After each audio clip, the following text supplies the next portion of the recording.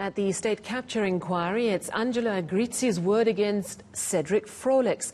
Parliament's House Chairperson has denied all allegations of wrongdoing. Frolick also maintains he never received 40,000 rand a month from Bosasa, the facilities management company where Agrizzi worked. Michael Appel reports.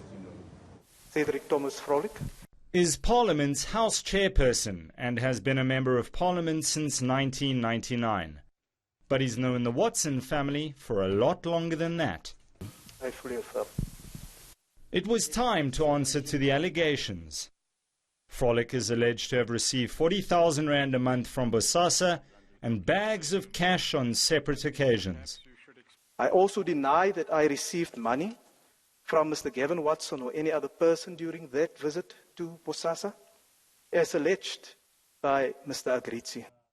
Agrizzi says he called Frolick, who told them not to try and litigate against correctional services when Bosasa wasn't being awarded tenders, but instead confirms he told Gavin Watson that it was up to them ultimately to decide whether to continue or not.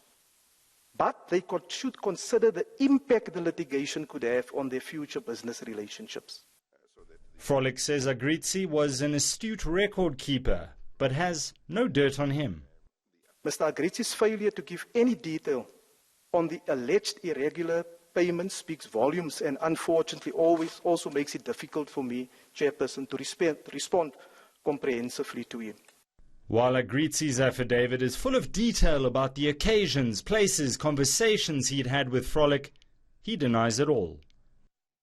This is evidence of someone, doesn't say, I just saw you, he says, I interacted with Mr. Frolick, we spoke and we joked about things. And you say you can't remember this? Chairperson, I've indicated earlier, Mr. Agrizzi was never there. One piece of evidence from former ANC MP Vincent Smith doesn't match up with Frolick's version. It revolves around a 2009 trip the Bosasa executive undertook to meet Smith in Parliament. He says they came to see him unannounced and he didn't appreciate their visit. Well, Chairperson, I can recall that after mentioning it to Mr. Smith, he said, no, it's fine, he will meet with them.